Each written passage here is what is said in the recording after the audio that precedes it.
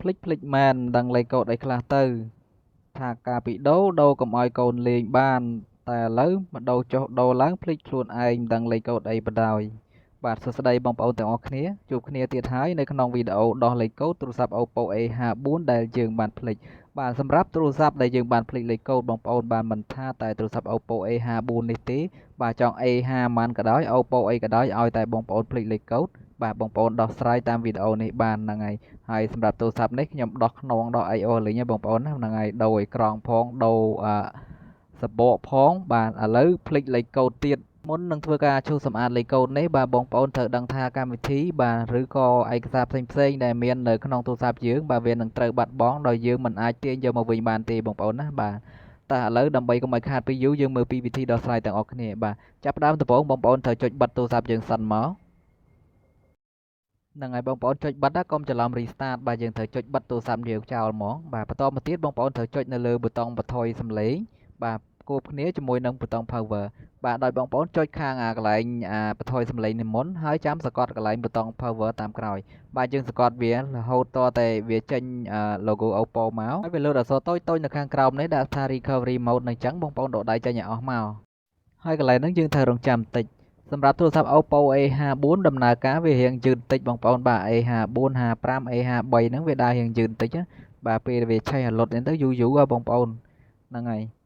អូខេឥឡូវវាចេញចេះមកហ្នឹងហើយបងប្អូនចុចយកកន្លែងអក្សរអង់គ្លេសមកចុចកន្លែងហ្នឹងមកបាទបន្តមកទៀតបងប្អូនចុចយកពាក្យ web data បាទហើយចុចនៅលើពាក្យ format មកដល់ត្រង់កន្លែងនេះសម្រាប់ទូរស័ព្ទខ្ញុំវាមាន load លេខកូដ4ខ្ទង់មកឲ្យវាយបញ្ចូលបាទហើយសម្រាប់ទូរស័ព្ទបងប្អូនដែលប្រើ model ផ្សេងបាទ model ខ្លះក៏មិនមាន load លេខកូដនេះទេបងប្អូនណាបាទហើយបើសិនជាមិនមាន load លេខកូដទេបាទបងប្អូនយើងមិនអាចធ្វើការ format ឬក៏មិនអាចឈូសដោះលេខកូដនេះបានទេទាល់តែបងប្អូនមានកុំព្យូទ័រដោះឬមួយក៏បងប្អូនទៅឲ្យជាងដោះឲ្យទៅបាទនៅក្បែរផ្ទះយើងហ្នឹងគ្មានអស់ម៉ានទេបងប្អូនហ្នឹងហើយឥឡូវសម្រាប់ទូរស័ព្ទខ្ញុំវាលោតលេខកូដនេះ4ខ្ទង់ខ្ញុំវាយលេខកូដ4ខ្ទង់នឹងចូលហើយចុចលើពាក្យ format ពណ៌ក្រហមហ្នឹងមកអូខេតែប៉ុណ្ណឹងវាចាប់ផ្ដើមធ្វើការឈូសសម្អាតហើយបាទមិនថាលេខកូដឬក៏កម្មវិធីបាទនឹងឯកសារផ្សេងៗរបស់យើងដែលមាននៅក្នុងហ្នឹងគឺវាបាត់ទាំងអស់ហើយបងប្អូនបាទអត់មាននៅសល់លេខទៀតទេបាទហើយយើងក៏អត់មានជំរឿអីក្រៅពីធ្វើការបែបនេះដែរបាទបើយើងមិនធ្វើអញ្ចឹងគឺនៅតែជាប់លេខកូដបាទយើងមិនអាចដោះស្រាយបានទេបាទអញ្ចឹងមានតែវិធីមួយទេគឺត្រូវតែឈូសបាទហើយពេលដែលឈូសមកវិញបងប្អូនបាទទូរស័ព្ទបងប្អូនប្រកាសជាជាប់ Google account មិនខានសិនជាទូរស័ព្ទបងប្អូនដោះលេខកូដហើយបងប្អូនជាប់ Google account បាទអញ្ចឹងបងប្អូនត្រូវឆែកទូរស័ព្ទបងប្អូនមើលសិនថាទូរស័ព្ទបងប្អូនហ្នឹង version ប៉ុន្មានបាទបើសិនជាបងប្អូនឃើញ version ហើយបងប្អូនចូលទៅរមើលពីវិធីដោះស្រាយដែលខ្ញុំបានដាក់ link ឲ្យនៅខាងក្រោមហ្នឹងបងប្អូនណាបាទហ្នឹងហើយវាមានតាម version វាបាទចាប់ពី version 10រហូតដល់ version 13 14បាទឥឡូវវាមានដល់14ហើយហ្នឹងហើយបងប្អូនមើលតាម link ដែលខ្ញុំបានដាក់ឲ្យហ្នឹងទៅអត់មានអីបាទឯងបងប្អូនបាទទូរស័ព្ទ Oppo យើងដោះស្រួលទេបាទអត់ដូច Honor មិនដូចជា Huawei ឬក៏ Samsung អីទេបងប្អូនបាទគឺយើងដោះស្រួលទេហ្នឹងហើយយើងអាចធ្វើបានដោយខ្លួនឯងដោយយើងមិនចាំបាច់ទៅរកជាងអីណាទេហ្នឹងហើយសម្រាប់ទូរស័ព្ទ Oppo A54 A53 A55 នេះបងប្អូនបាទពេលយើងធ្វើការដោះលេខកូដអញ្ចឹងបាទវានៅលុតយូរបងប្អូនបាទតម្រាំនឹងវាចេញមកវិញហ្នឹងហើយឥឡូវខ្ញុំសូមធ្វើការដាក់ speed បន្តិចកុំឲ្យវាយូរពេកអូកាឡាយូរណាស់បងប្អូនបាទដើម្បីឲ្យឆាប់ទៅដល់គោលដៅដែលយើងត្រូវតាមដានតបាទយើងនៅដោះ Google account ទៀតអញ្ចឹងវាធ្វើឲ្យវីដេអូនឹងយូរតោះឥឡូវមកដល់កន្លែងនេះបងប្អូនចុចយកភាសាអង់គ្លេសមកបាទដើម្បីចុច next ទៅមុខទៀតសួរយើងមើលហើយចាំមើលថាទូរស័ព្ទហ្នឹងមានជាប់ Google account ឬក៏អត់បាទតែខ្ញុំគិតថា90%មិនដឹងតែមានហើយបងប្អូនបាទសម្រាប់ទូរស័ព្ទ Oppo ដែលឈូសលេខកូដភាគច្រើនដឹងតែមានហ្មង Google account បាទមកដល់កន្លែងនេះយើងយកប្រទេសកម្ពុជាយើងមកបាទ Cambodia បាទនៅចំកន្លែងនេះបាទហើយយើងចុច next មកអូខេយើងគ្រីសនៅចំកន្លែងនេះមួយចុច next បាទចុច next មកបាទហើយកន្លែងនេះដាក់លេខកូដ Wi-Fi យើងចូលបាទទោះបីយើងចុច skip ក៏អត់បានដែរបាទវាតម្រូវឲ្យយើងដាក់លេខកូដ Wi-Fi បាទអញ្ចឹងទូរស័ព្ទហ្នឹងដឹងតែមានGoogle account ហើយបងប្អូនដាក់លេខកូដ Wi-Fi ហើយចុចគ្រីសនេះមកបាទហើយយើងចុច next ទៅ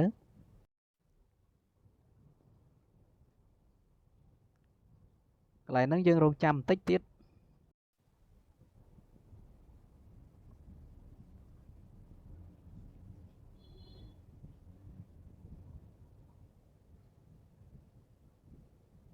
ដល់កន្លែងនេះចុចនៅលើពាក្យ Download copy បាទចុចខាងនេះបាទហើយយើងរងចាំបន្តិចទៀត បាទឥឡូវវាទាមទាររកលេខកូដយើងម្ដងទៀតបាទសម្រាប់លេខកូដនេះបាទបើសិនជាបងប្អូននឹកឃើញវិញបងប្អូនអាចវាយចូលបាទបើសិនជាមិននឹកឃើញទេបងប្អូនចុចខ្វែងខាងលើចោលមកបាទយើងចូលទៅដល់ Google account វិញម្ដងហ្នឹងហើយលេខកូដអត់ដឹងផងបាទអញ្ចឹងយើងមានតែចុចខ្វែងខាងលើនេះចោលមកបាទហើយឥឡូវយើងរងចាំបន្តិចហ្នឹងហើយឥឡូវវាទាមទាររក Gmail account យើងវិញម្ដងបងប្អូនបាទGmail ក៏យើងអត់ដឹងដែរបាទនេះហើយដែលគេហៅថាទូរស័ព្ទជាប់ Google account បងប្អូនបាទវាចេញមកអញ្ចឹងបងប្អូនបាទវាជាប់នៅធំហ្នឹងគឺយើងទៅមុខអត់រួចទេបាទអញ្ចឹងយើងអត់ដឹងធ្វើម៉េចទេបងប្អូនបាទគឺយើងមានតែថយក្រោយមកវិញទេហ្នឹងហើយយើងថយក្រោយឲ្យអស់មកហ្នឹងហើយបងប្អូនថយមកអស់មកបាទមកដល់កន្លែងនេះបងប្អូនចុចចាំកន្លែង emergency call នេះមកបាទហើយបងប្អូនវាយផ្កាយត្រង់ជ្រូក899ត្រង់ជ្រូកដើម្បី check មើល version វាបងប្អូនបាទបងប្អូន check មើល version សិនហ្នឹងហើយចុចទៅលើពាក្យ software version បាទនេះបងប្អូនបាទ Android version ហ្នឹងហើយសម្រាប់ទូរស័ព្ទខ្ញុំមាន version 11ហើយទូរស័ព្ទបងប្អូនមាន version ប៉ុន្មានបងប្អូនចូលទៅមើលពីរបៀបដោះដែលខ្ញុំបានដាក់ឲ្យនៅក្នុង description នឹងស្រាប់សម្រាប់ទូរស័ព្ទខ្ញុំមាន version 11បាទអញ្ចឹងចុចចាំកន្លែងរូបនៅខាងលើនេះមកនេះខាងលើនេះហើយចុចនៅលើអក្សរពណ៌ខៀវនៅចំកណ្ដាលនេះមកនេះជួរកណ្ដាលហ្នឹងអក្សរពណ៌ខៀវជួរកណ្ដាលហ្នឹងបងប្អូនបាទអក្សរទូចហ្នឹងចុចកន្លែងហ្នឹងមកបាទឥឡូវវាចេញមកអញ្ចេះបាទបងប្អូនវាយអក្សរ L បច្រាស់មួយមកបាទកូសឡើងលើអញ្ចឹងទៅហ្នឹងហើយចុចកន្លែងនេះមួយបាទហើយចុចពីរដងទៀតឲ្យលឿនហើយបងប្អូនចាប់ដើមនិយាយថា Open Google Assistant ពេលវាលោតផ្ទាំងចេះមកបងប្អូនចាប់ដើមនិយាយថា Open YouTube អូខេបងប្អូនបាទចូល YouTube អត់បានទេវាទាមទារ update បាទអញ្ចឹងយើងចុចថយមកក្រោយវិញចុចមួយមកបាទចុចពីរដងទៀតបាទឥឡូវយើងចូល YouTube អត់កើតបាទយើង search សំឡេងនេះអត់កើតដែរបាទមិនបាច់ search អីទៀតទេបងប្អូនចុចចូលកន្លែង keyboard នេះមកនេះរូប keyboard នៅក្បែរ micro ហ្នឹងបាទចូលកន្លែងរូប keyboard នេះមកបាទចាំកន្លែងហ្នឹងបាទហើយបងប្អូនសរសេរពាក្យថា open setting ណា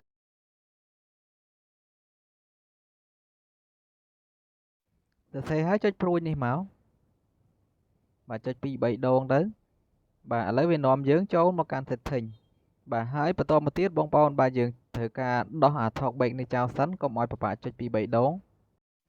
សម្រាប់ទូរស័ព្ទនេះយើងចុច volume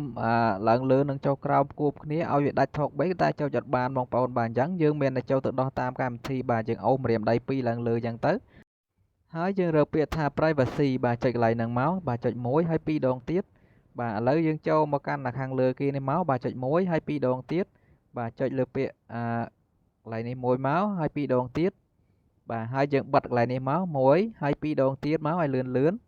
បាទចុចកន្លែងនេះ1ហើយ2ដងទៀតយើងថយមកក្រោយវិញបានហ្នឹងហើយបន្តមកទៀតបងប្អូនអូសឡើងទៅលើបងប្អូនចូលទៅពាក្យ additional settings បាទហើយបងប្អូនអូសឡើងលើបងប្អូនចុចលើពាក្យ backup and reset បាទហើយកន្លែងនេះបងប្អូនចូលមើលបានអត់អូខេបងប្អូនចុចអត់បានទេហ្នឹងហើយកន្លែងហ្នឹង reset អត់បានទេបាទបើសិន reset បានល្អតែអត់បានអញ្ចឹងយើងថយក្រោយវិញមកបាទហើយបងប្អូនអូសទៅរកពាក្យដែលគេដាក់ថា home screen and lock screen នេះកន្លែងនេះបងប្អូនបាទ home screen and lock screen ហ្នឹងហើយចុចកន្លែងហ្នឹងមកបាទហើយចុចនៅលើពាក្យ home screen layout ឡាចុចកន្លែងនេះមកបាទឥឡូវវានាំយើងចូលមកកាន់ menu បន្តមកទៀតបងប្អូនចូលទៅកម្មវិធីមួយដែលគេដាក់ឈ្មោះថា clone phone នេះបងប្អូនបាទរូបវាអញ្ចឹងបាទ clone phone ហើយចុចលើពណ៌ខៀវនេះមកបាទចុចលើពាក្យ settings ហ្នឹងហើយយើងបើកនេះមកចុចថយមកក្រោយវិញចុចលើពាក្យ setting ទៀតបាទហើយយើងបើកនេះមកម្ដងទៀតថយមកក្រោយវិញចុចយកលើនេះមកបាទហើយចុចជួរខាងលើគេនេះរូបទូរស័ព្ទ Oppo នេះបាទឥឡូវវាចេញរូប QR code អញ្ចេះបាទអញ្ចឹងខ្ញុំមានទូរស័ព្ទ Oppo មួយគ្រឿងទៀតដើម្បីយកមកធ្វើការ scan ទូរស័ព្ទហ្នឹងបាទឥឡូវខ្ញុំមាន Oppo S11 មួយគ្រឿងទៀតបាទហើយខ្ញុំបើកចូលទៅកម្មវិធី phone clone ដូចគ្នាដែរបាទអូខេឥឡូវយើងបើកកម្មវិធី phone clone ហ្នឹងមកបាទចុចលើពាក្យអូខេ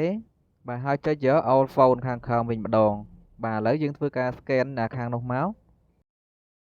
នឹងឲ្យយើងធ្វើការ scan ដើម្បីផ្ទេរឯកសារតែបន្តិចគឺបានហើយបងប្អូនបាទហ្នឹងហើយឥឡូវយើង connect បានហើយបាទហើយរងចាំបន្តិចបាទឥឡូវសម្រាប់ទូរស័ព្ទយើងខាងនេះវាលោតចេញមកអញ្ចេះបងប្អូនចុចនៅលើពាក្យខាងក្រោមនេះបងប្អូនបាទដើម្បីផ្ទេរយកតែរូបថតទេបងប្អូនហ្នឹងហើយសម្រាប់ការផ្ទេរនេះបងប្អូនអាចផ្ទេរយកអីក៏បានដែរបងប្អូនបាទសម្រាប់ខ្ញុំផ្ទេរយកតែរូបថតតែមួយកូនស្លឹកទេបងប្អូនហ្នឹងហើយអញ្ចឹងខ្ញុំចុចយកខាងក្រោមនេះបាទហើយសញ្ញាគ្រីទាំងអស់នេះបងប្អូនដកវាចេញមកបាទសម្រាប់បងប្អូនចង់ផ្ទេរអីក៏បានដែរបងប្អូនអីក៏ដោយបាទជា file ក៏ដោយជាឯកសារឬជាអីក៏បានដែរបងប្អូនហ្នឹងហើយសម្រាប់ខ្ញុំផ្ទេរយកតែរូបថតទេអញ្ចឹងខ្ញុំគ្រីសទុកតែកន្លែងរូបថតនឹងមួយឯងបាទក្រៅពីហ្នឹងខ្ញុំដកគ្រីសចេញអស់ណាអូខេទុកតែរូបថតតែមួយស្លឹកទេនៅក្នុងហ្នឹងបាទហើយចុចលើពាក្យ start clone ហ្នឹងហើយពណ៌ខៀវនេះបងប្អូនហ្នឹងហើយចុចឡើងហ្នឹងមកបាទឥឡូវវាកំពុងតែផ្ញើចូលមកខាងនេះអូខេតែប៉ុណ្ណឹងរួចហើយបងប្អូនបាទរូបតែមួយស្លឹកទេឥឡូវយើងលើកទូរស័ព្ទហ្នឹងមកចុចនៅលើពាក្យដានខាងក្រោមនេះអូខេតែប៉ុណ្ណឹងរួចរាល់ហើយបងប្អូនបាទតែប៉ុណ្ណឹងអញ្ចឹងគ្រាន់តែផ្ទេរឯកសារហើយគឺដូចតែរួចដែរបាទសម្រាប់ការផ្ទេរនេះបងប្អូនបាទសូមបញ្ជាក់បងប្អូនអាចផ្ទេរអីក៏បានដែរបាទជា file ក៏បានជារូបក៏បានជាវីដេអូក៏បានឬក៏ជាអីក៏បានដែរឲ្យតែមានបងប្អូនគ្រាន់តែផ្ទេរមកចូលវានឹងមកដល់កន្លែងហ្នឹងភ្លាមហ្មងបងប្អូនបាទអញ្ចឹងគឺស្រួលមែនតើសម្រាប់ទូរស័ព្ទ Android 11បាទហើយបើសិនជាបងប្អូនពេញចិត្តនៅវីដេអូមួយនេះបាទកុំភ្លេចជួយចុច like និងចុច share បាទក៏ដូចជាចុច subscribe ម្នាក់មួយផងបងប្អូនណាបាទឬមួយក៏បងប្អូនមិនយល់ឬមានចម្ងល់ត្រង់កន្លែងណាមិនយល់បងប្អូនអាច comment សួរនៅពីក្រោមនេះបានបាទជម្រាបលាបាយបាយជួបគ្នានៅវីដេអូក្រោយទៀត